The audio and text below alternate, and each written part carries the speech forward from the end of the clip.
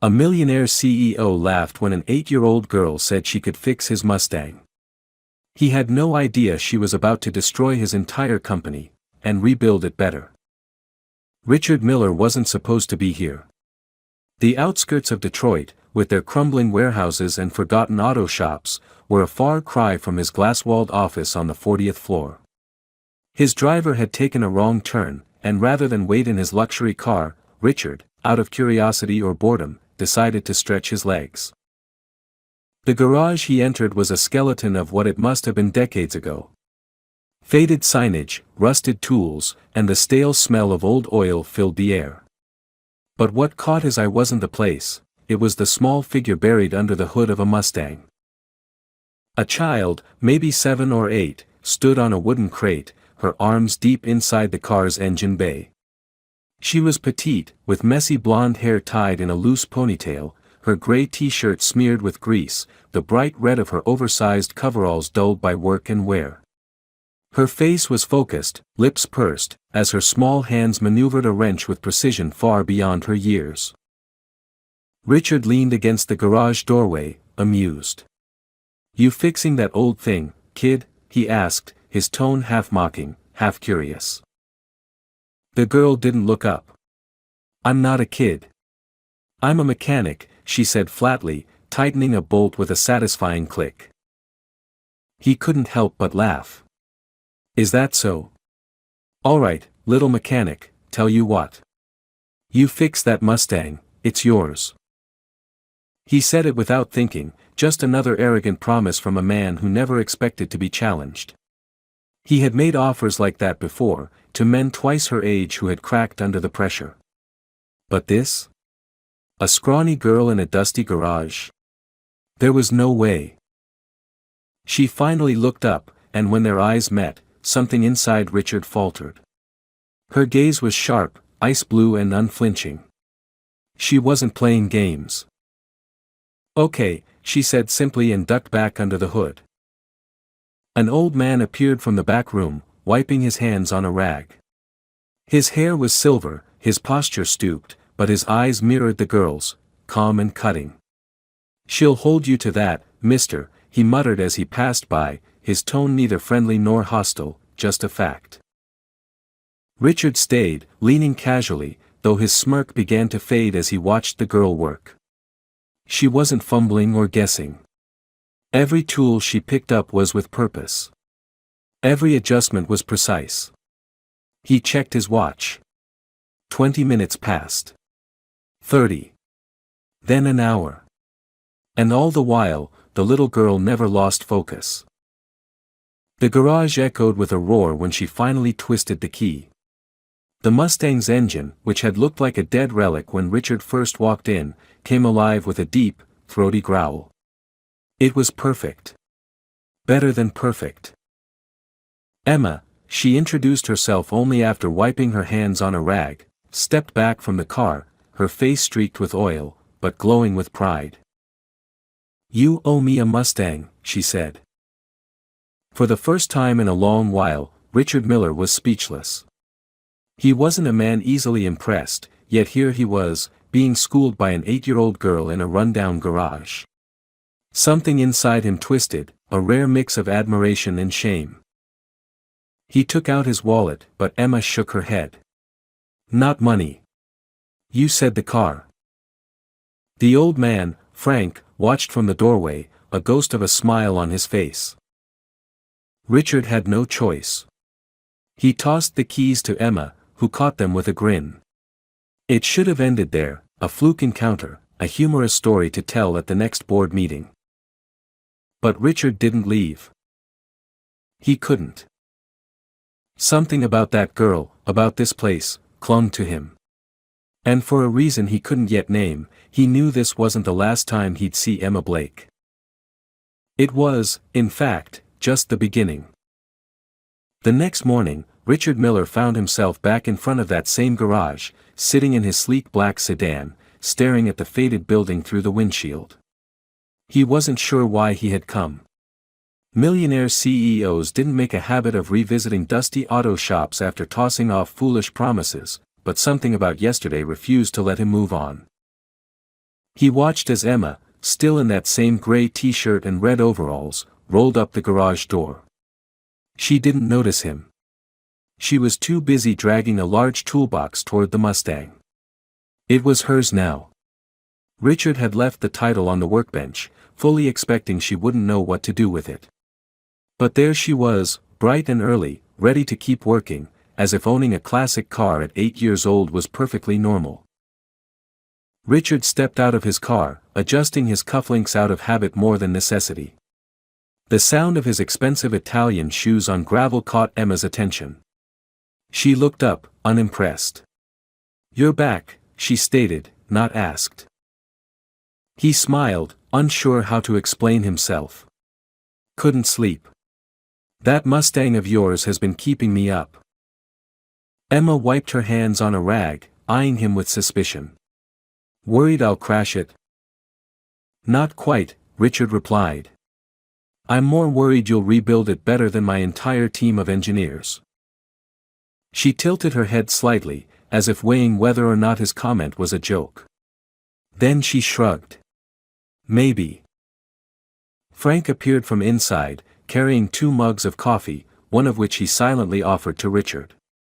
The gesture was simple, but Richard understood the meaning. "You're welcome to stay, but don't waste our time." They sat on overturned crates while Emma worked, the air filled with the soft clinking of tools. Richard noticed the way Frank watched his granddaughter, not with nervousness, but with quiet pride. She didn't need supervision. She was in her element. "You trained her?" Richard asked, genuinely curious. Frank shook his head. "Emma doesn't get trained. She listens. She learns.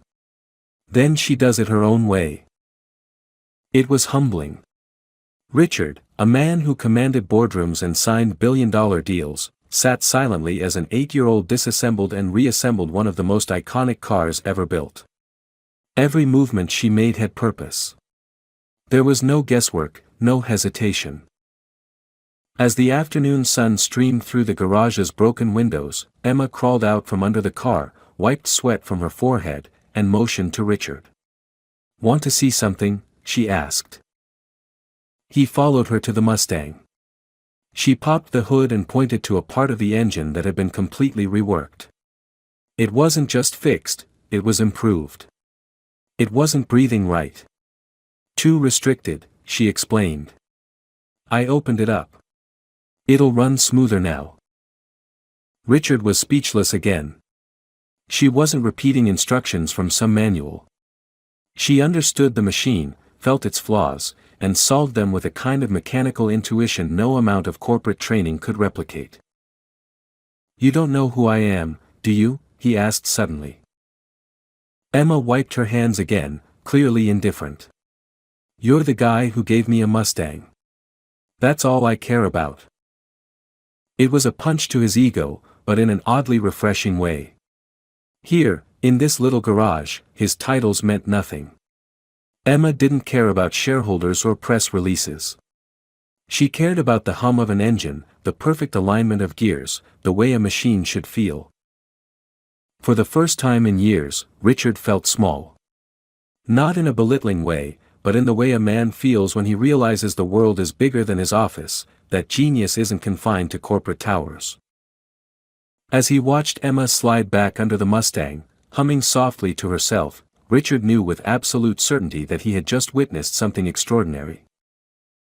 And leaving wasn't an option anymore. Richard Miller wasn't a man who asked questions about people's lives. He was used to contracts, numbers, and polished presentations, not stories of loss and survival.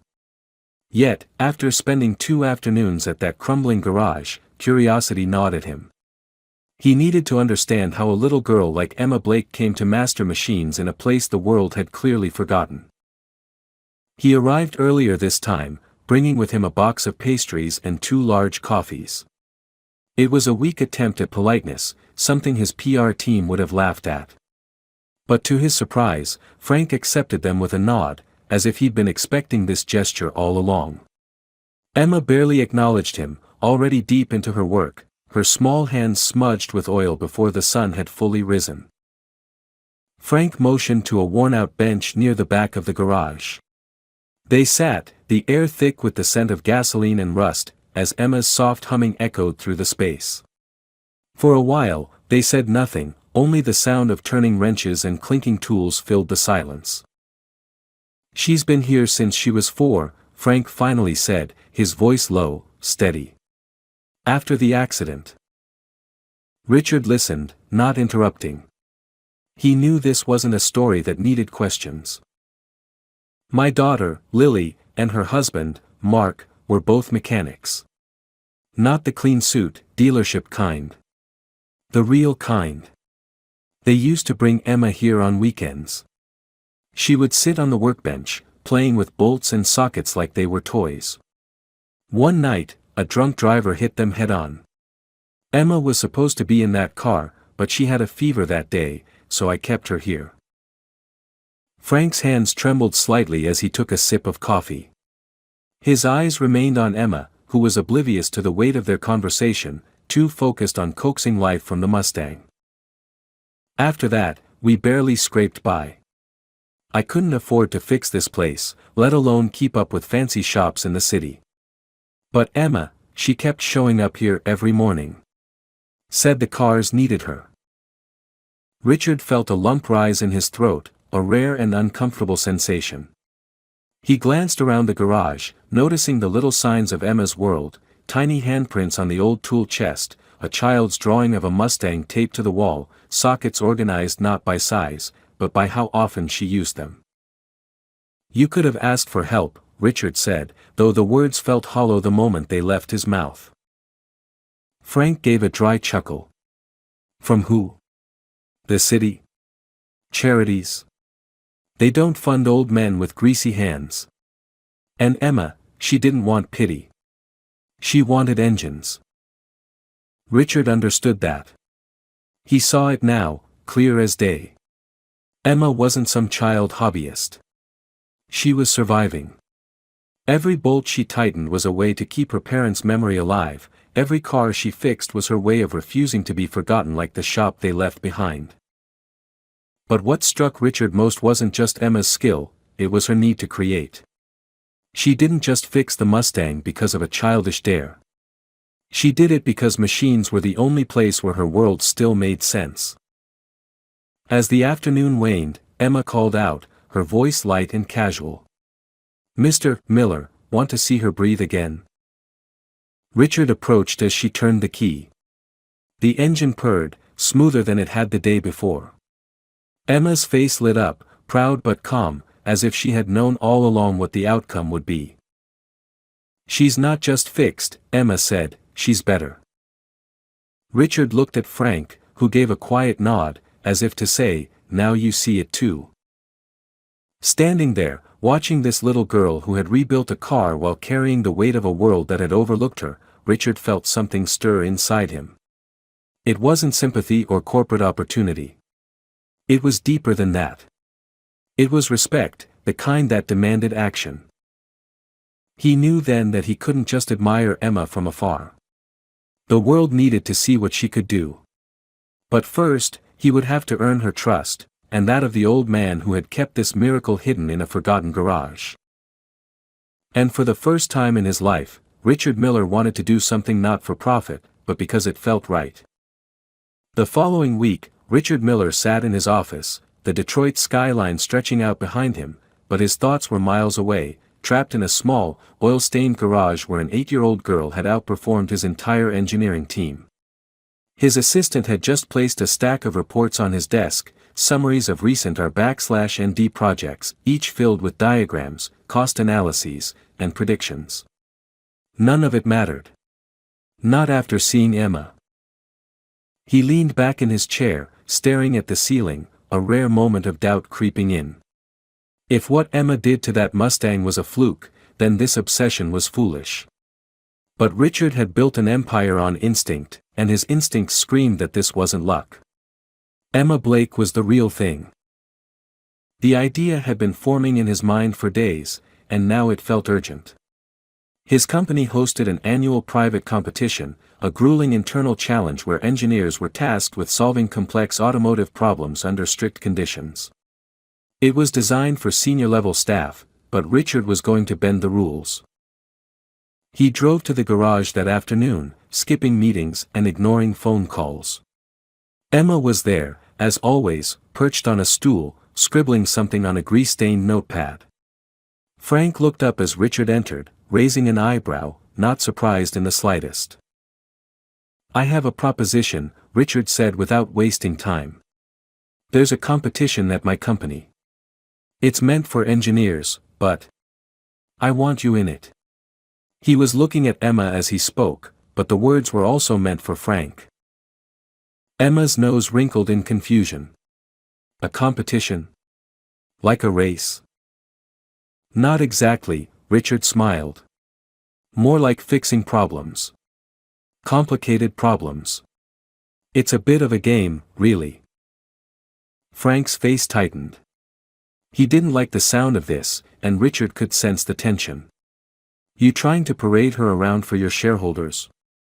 Frank asked, his tone sharp, protective. Richard shook his head. "No cameras. No press. Just a room, some tools, and a problem to solve.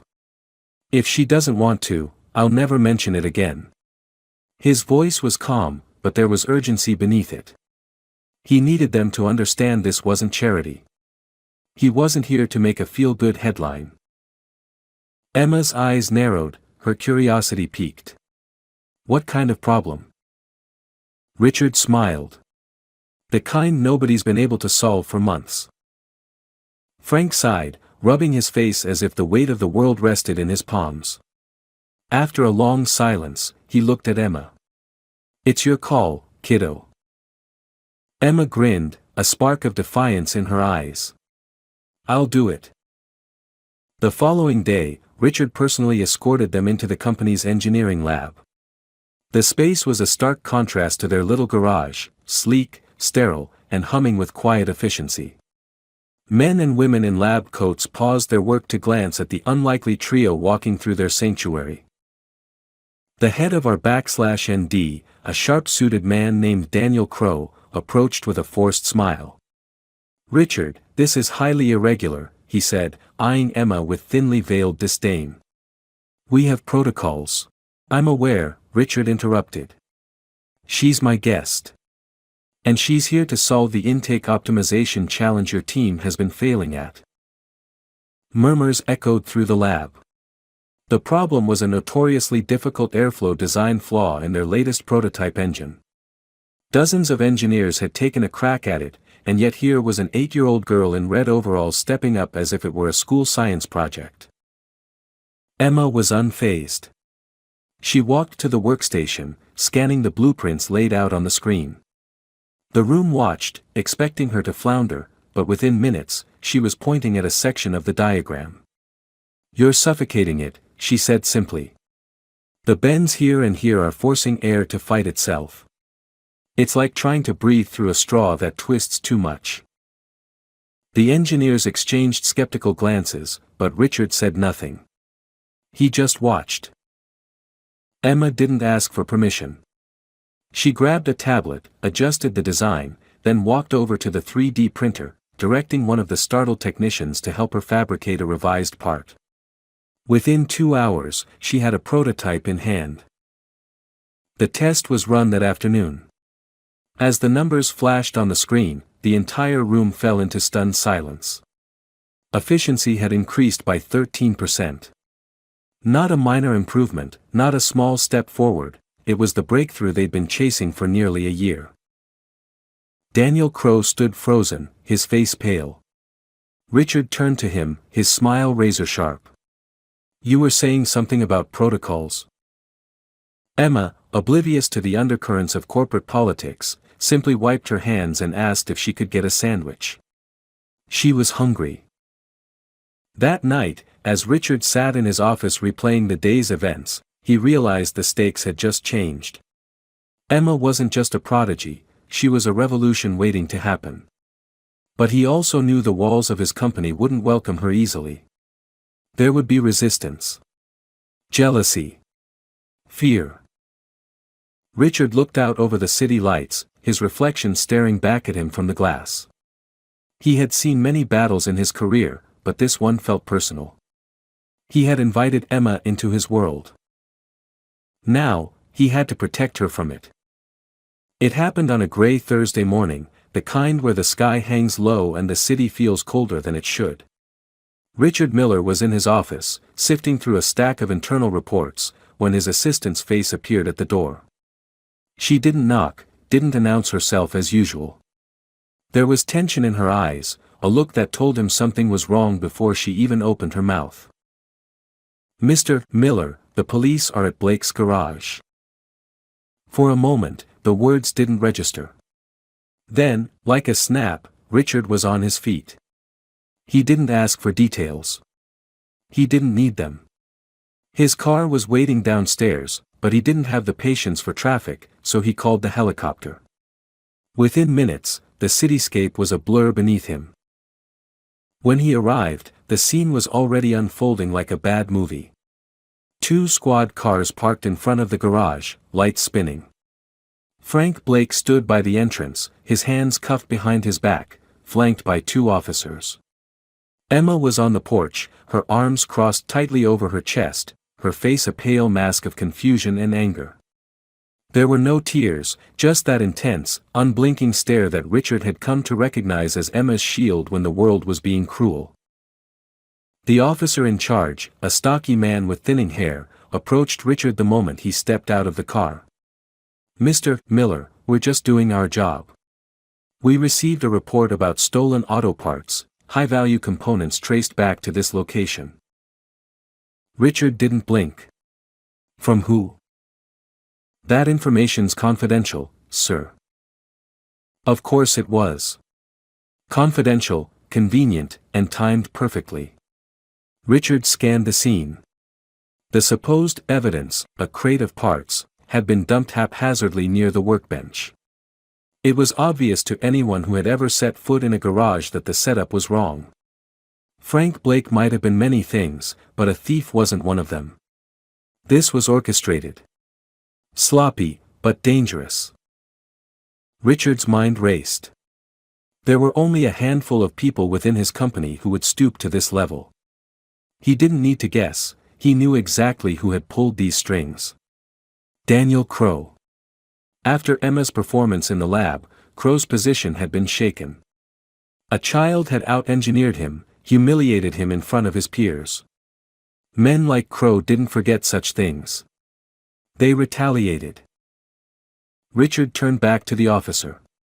"You're making a mistake. This is a setup. I will have my legal team here in 10 minutes, and I strongly suggest you reconsider how you're proceeding." But the wheels were already in motion. Frank was being loaded into the back of the squad car, Emma chasing after him, her small fists pounding against the officer's legs, her voice shrill and panicked. "You can't take him. He didn't do anything. Those aren't even ours." Richard moved, faster than he thought he could, scooping Emma up before she got herself hurt. She struggled against him, fighting not out of fear but out of pure defiance. "Put me down. I have to stop them." "I will," Richard said quietly, but firmly. "But you need to trust me, Emma." She froze at that, her breathing rapid, her eyes wild. Then, slowly, she stilled, the tension draining from her limbs as she buried her face into his shoulder. It wasn't weakness. It was exhaustion. Even a warrior needs a moment to breathe.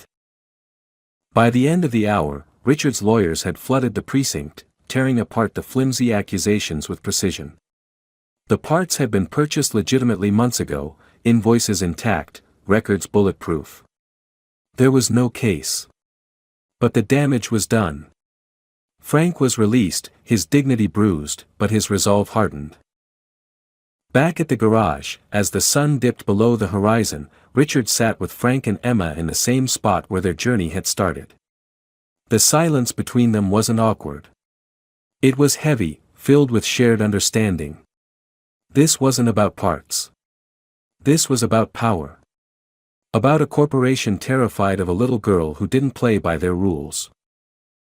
Frank lit a cigarette, his hands still trembling slightly. "I've seen this before," he muttered. "When someone doesn't fit into their neat little box, they try to crush them." "They tried the wrong family," Richard said. Emma was sitting cross-legged on the floor, sketching something on a piece of cardboard. She didn't say much. But Richard noticed how her eyes darted up every so often, as if to make sure Frank was still there. She had built a fortress of calm around herself, but the cracks were visible now. Richard knew then that keeping Emma in the shadows wasn't an option anymore. The vultures would keep circling. She had exposed a weakness in their system, and they wouldn't rest until they buried her talent under bureaucracy and scandal. He had underestimated how vicious the corporate world could be when threatened. But now he was angry, and Richard Miller, when angry, didn't just defend, he attacked. "I want you both at the company tomorrow," Richard said, his voice cold with focus. "We're done playing in the shadows. If they want to see what a real revolution looks like, we'll give them a front row seat." Frank raised an eyebrow. "You're going to put a kid in front of your board?" "She's not a kid," Richard said, looking at Emma as she meticulously adjusted the lines of her sketch. "She's a mechanic. And it's time they learned her name." Frank looked at Emma, then back at Richard. For the first time since their paths had crossed, there was no skepticism in his expression, only a quiet nod of agreement. That night, as Richard drove home, he wasn't thinking about damage control or PR strategies. He was thinking about Emma's future, and how he was going to burn down the walls that stood in her way. He knew the next battle would be ugly. But for the first time in a long while, Richard Miller wasn't fighting for his company, or his legacy. He was fighting for a girl who had fixed his Mustang, and unknowingly, had started to fix him too. The boardroom at Miller Automotive was a cathedral of glass and steel, a place where power whispered through polished mahogany tables and gleamed from designer cufflinks. Richard Miller had sat at the head of that table for years, mastering every nuance of control, but today the air felt different. It wasn't nervousness, it was the electricity that comes when a man knows he's about to burn the rulebook in front of an audience that thinks they own it. The night before, Richard had made the decision. No more backdoor deals. No more whispered promises in quiet garages. Emma Blake's revolution wouldn't be hidden in some engineering lab. She would be unveiled on the biggest stage they had, the company's annual innovation presentation, an event broadcasted live, attended by industry giants, investors, and the relentless eyes of the media. That morning, the entire building buzzed with a subtle undercurrent of chaos. News had leaked that Richard was planning something unorthodox, which was corporate speak for "he's gone mad." The PR department was in a frenzy, trying to anticipate damage control strategies. The board members huddled in glass offices, murmuring like anxious stock traders. But Richard was calm. He had been at the top long enough to know that real change never came with a polite knock on the door. Sometimes, you had to kick it off its hinges. Emma and Frank arrived quietly, unnoticed among the waves of suited executives. Emma wore her usual red overalls, slightly faded now, a gray t-shirt underneath, and her blonde hair pulled back in a simple braid. She looked completely out of place in this temple of tailored perfection, yet somehow more real than everyone else combined. Frank, on the other hand, carried himself like a man who had seen enough boardrooms to know when they were about to be shaken. Richard met them backstage. He crouched to Emma's level, his voice steady but softer than usual. "You don't need to impress anyone out there. Just do what you always do, fix the problem." Emma nodded, clutching a small drive in her hand. It held the prototype design she had been refining with Frank over the past week, an entirely new airflow system for their electric engine. It wasn't just an improvement, it was a leap forward, something that could redefine their entire product line. Meanwhile, on stage, the event had begun, a polished affair of rehearsed speeches and safe innovation. Daniel Crowe stood at the podium, delivering a predictable presentation filled with buzzwords and numbers meant to soothe investors. Richard stood in the shadows, watching, waiting. The moment Crow clicked to the final slide, Richard stepped onto the stage, his entrance cutting through the applause like a blade. "Ladies and gentlemen," Richard began, his tone warm but with a weight that commanded immediate attention. "Before we conclude, there's one more demonstration. Something that wasn't on the program." Crow's face tightened, his jaw clenched so hard it could have cracked glass. The audience shifted, murmurs rippling as Richard gestured to the side of the stage. Emma walked out, small and seemingly fragile under the harsh stage lights, but her steps were steady. She carried with her none of the anxiety the corporate world expected from someone her size. Instead, she approached the podium like she belonged there, because in her mind, she did. "This is Emma Blake," Richard said, his voice carrying through the auditorium. "She's 8 years old. She's also the mind behind a breakthrough our /&D department has failed to achieve for months." There was a stunned silence, a collective breath held as the screens behind them lit up with Emma's design. She didn't offer a formal introduction, didn't deliver a speech crafted by PR handlers. She simply pointed at the diagram on the screen and spoke in her direct, no-nonsense tone. "Your engine's airflow is wrong. It's fighting itself in here," she said, highlighting a section of the blueprint. "We rebuilt it, opened it up. Now it breathes the way it should." The simplicity of her words belied the magnitude of what she had done. The engineers in the audience, the ones who truly understood the problem, leaned forward, their skepticism cracking as they processed the elegance of the solution. Richard had anticipated pushback, but what followed wasn't resistance, it was a kind of stunned curiosity. The numbers spoke louder than any title ever could. Performance efficiency had jumped by 14%, manufacturing costs had dropped due to the streamlined component design, and the environmental output was cleaner than any competitor on the market. Crow attempted to salvage control, standing up to question the validity of allowing an unsupervised child to interfere in corporate /&D, but his words fell flat. Emma, unfazed, simply asked, "Did you fix it?" The question hung in the air like a challenge, simple, undeniable, devastating. The audience, initially a sea of tailored indifference, was now fully engaged. Investors who had spent the morning nodding through buzzword-laden presentations were suddenly awake. The murmurs had shifted from doubt to intrigue. The media, always hungry for a story, had found a golden headline: "Miller Automotive's secret weapon is an 8-year-old mechanic." Richard didn't need to say more. Emma's work had already spoken louder than any corporate pitch could. He glanced at Crow, who now sat stiffly, his power unraveling in front of him. This wasn't just a disruption, it was a coup. The event concluded with Emma receiving a standing ovation, though she didn't seem particularly impressed by it. She had done what she came to do, fix the problem. That was all that mattered to her. Backstage, as the board scrambled to recalibrate their strategies and PR teams plotted how to spin this unexpected sensation, Richard, Frank, and Emma sat together in a quiet corner. Frank gave Richard a look, half amused, half incredulous. "You realize you just started a war, don't you?" Richard smiled, but there was steel in his eyes. "Then let them come." Emma, still clutching the small drive that had just changed the company's future, looked up at them both. "What happens now?" she asked, not with fear, but with the same curiosity she had when dissecting an engine. Richard placed a hand on her shoulder. "Now, Emma, we build something they can't tear down." In that moment, Richard wasn't thinking about quarterly reports or market shares. He was thinking about a little girl who had walked into his life with a wrench and dismantled everything he thought he knew about talent, legacy, and what it meant to truly innovate. The corporate world had underestimated Emma Blake. They wouldn't make that mistake again. The days that followed the presentation were a whirlwind.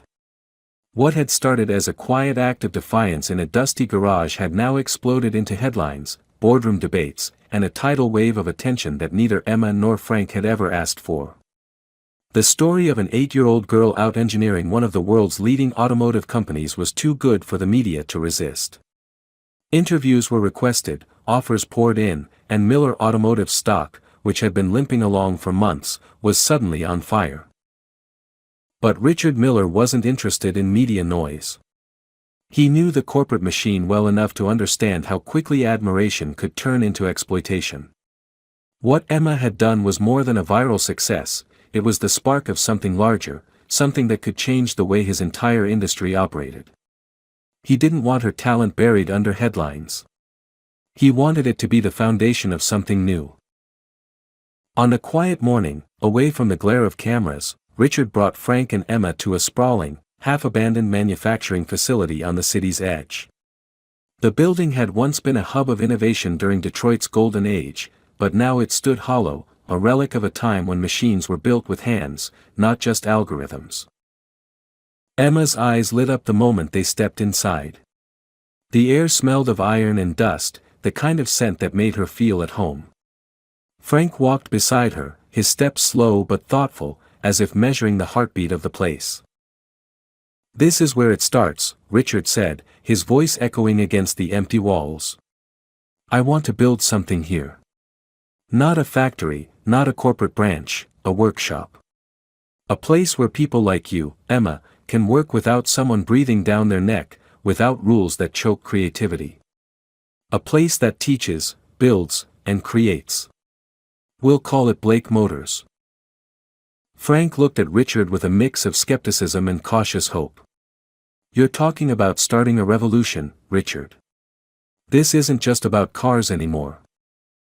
"I know," Richard replied, his expression calm but resolute. "But I'm done playing safe. You saw what they tried to do to you. They'll keep doing it to people like Emma unless we change the system from the ground up." Emma, who had been running her fingers along a row of old assembly machines, turned to them. "If we're going to fix it, we need the right tools. And the right people." That afternoon, the three of them sat in a corner office that had once belonged to a forgotten factory manager. The conversation wasn't about board members or investors, it was about kids. Richard wanted to staff Blake Motors with young people like Emma, kids from shelters, from the foster system, kids who had been written off by society but who had the same fire Emma carried. He envisioned a place where they wouldn't just learn mechanics, but where their ideas would shape real products. Frank listened carefully, his old hands clasped together, his gaze occasionally drifting to Emma. "It'll be hard," he said eventually. "You're trying to turn orphans and garage rats into innovators. The system's not built for that." "Then we build a new system," Richard said simply. The project took shape faster than anyone expected. Richard's reputation, combined with the viral success of Emma's presentation, drew in unexpected allies, maverick engineers tired of corporate chains, designers who craved real-world problem-solving, and donors who wanted to be part of something authentic. Equipment was salvaged, old machines were repaired, and within months, Blake Motors wasn't just a blueprint. It was a living, breathing workshop. Emma was everywhere. She wasn't a figurehead or a mascot. She was in the trenches, working alongside older kids and seasoned mechanics alike, teaching them in her blunt, precise way. She didn't care about age or titles. She cared about whether you could fix the thing in front of you. Her hands were perpetually stained with grease, her overalls never quite clean, and people respected her not because Richard Miller told them to, but because within minutes of working with her, they realized she knew more than they did. Frank became the heart of the place, a mentor who had lived through the cycles of industry rise and collapse. He taught with a patience that only decades of experience could provide, but he always made sure the young minds were the ones leading the ideas. "You don't teach innovation," he would say, "you let it teach you." Not everyone approved. The former executives of Miller Automotive who had lost their power to Emma's quiet revolution weren't content to watch from the sidelines. Whispers of sabotage circled, old alliances tried to block supply chains, and rumors were planted in the press about Blake Motors being a naive passion project doomed to fail. But every attack only seemed to harden the resolve of those inside the workshop. Richard, once a man obsessed with image and control, found himself invigorated by the chaos. For the first time in his career, he wasn't managing perception. He was building something real. The first prototype to roll out of Blake Motors was not a flashy supercar. It was a compact, rugged electric utility vehicle designed for city maintenance crews, built with efficiency, durability, and ease of repair in mind. It was affordable, reliable, and it came with an added signature. Every vehicle carried a small plate inside the cabin engraved with the name of the team that built it. Emma insisted on that. People should know who made their car, she said. Not just a logo. The first fleet was sold before production had even begun, orders pouring in from cities impressed by the combination of design and philosophy.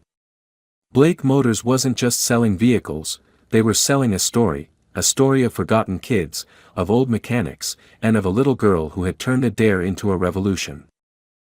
One evening, as the sun set over the city, Richard stood on the mezzanine of the workshop, watching as Emma and a group of new recruits debated over a motor design.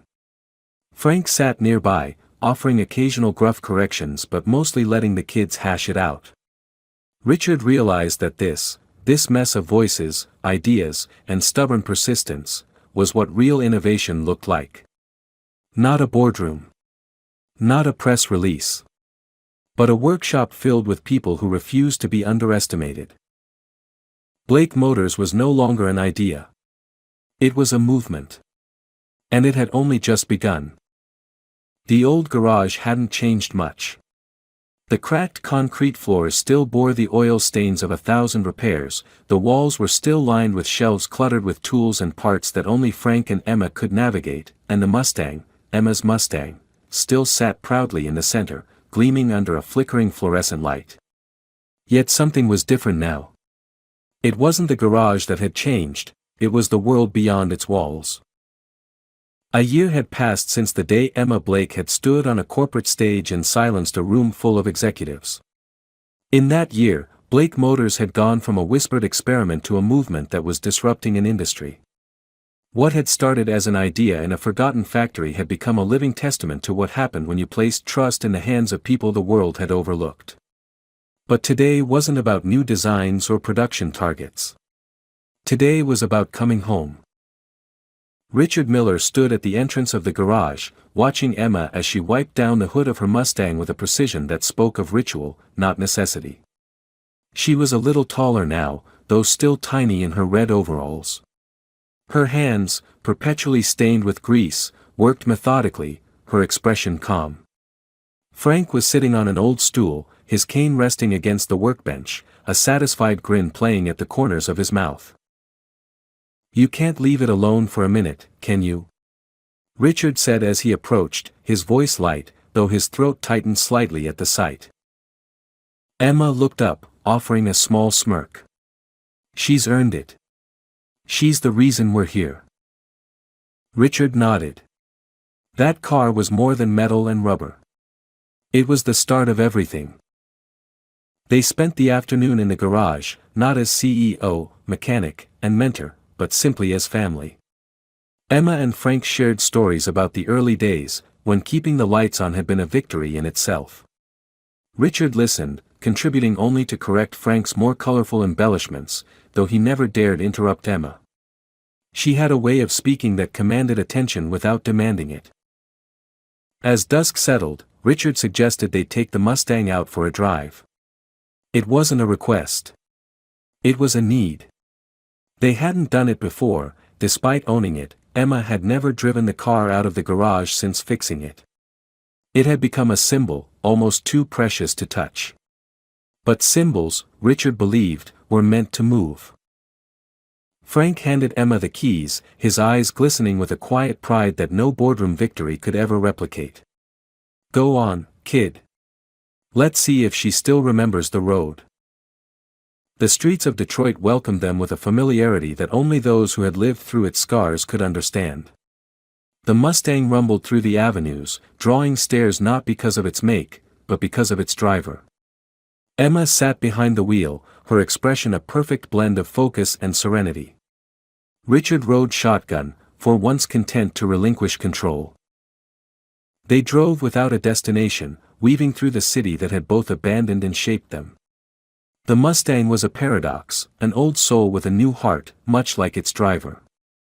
Every turn of the wheel, every purr of the engine was a reminder of how far they had come. Blake Motors had just signed its first international partnership, expanding their education and manufacturing model overseas. Cities that had once scoffed at the idea of garages teaching innovation were now requesting blueprints for their own Blake workshops. But none of that felt as important as this moment: the hum of the engine, the rhythm of the tires against asphalt, the shared silence between three people who had refused to be statistics. They stopped at a hill overlooking the city. The skyline shimmered in the distance, but the real beauty lay in the shadows of old factories, the places where Emma's movement had taken root. Frank leaned against the car, his cane planted firmly, while Emma sat on the hood, legs swinging as she watched the horizon. Richard stood beside them, hands in his pockets, a rare stillness settling over him. "You know," he said quietly, "they're going to call you a genius. An icon. They'll try to write stories about you that make them feel like they discovered you." Emma shrugged. "Let them. We'll still be here, building." Frank chuckled, his laughter a rough melody that filled the air. "That's my girl." Richard looked at them, the weight of everything they had fought against pressing against his chest, only to be replaced by something warmer. It wasn't victory he felt. It was belonging. For a man who had built an empire through control, through meticulous calculation, the realization was humbling: he had found his place not in a tower of glass, but in a garage filled with rust and heart. As night descended, they climbed back into the Mustang. Emma started the engine, and the familiar growl filled the quiet. Richard glanced at her, noticing how her hands rested confidently on the wheel. She didn't look like a child prodigy or a corporate disruptor. She looked like Emma Blake, the mechanic who had once been dared to fix a Mustang and had ended up fixing much more. They drove into the night, the city stretching before them, not as a battlefield, but as a canvas. The journey ahead was still uncertain, filled with challenges and resistance, but it no longer mattered. They weren't just building cars. They were building a future where no one would be underestimated because of where they came from or how small their hands were. The Mustang roared into the darkness, a machine reborn by the hands of a little girl who had taught giants how to dream again. And in that drive, under the stars, they weren't a CEO, a mechanic, and an old man. They were a family. And they were just getting started.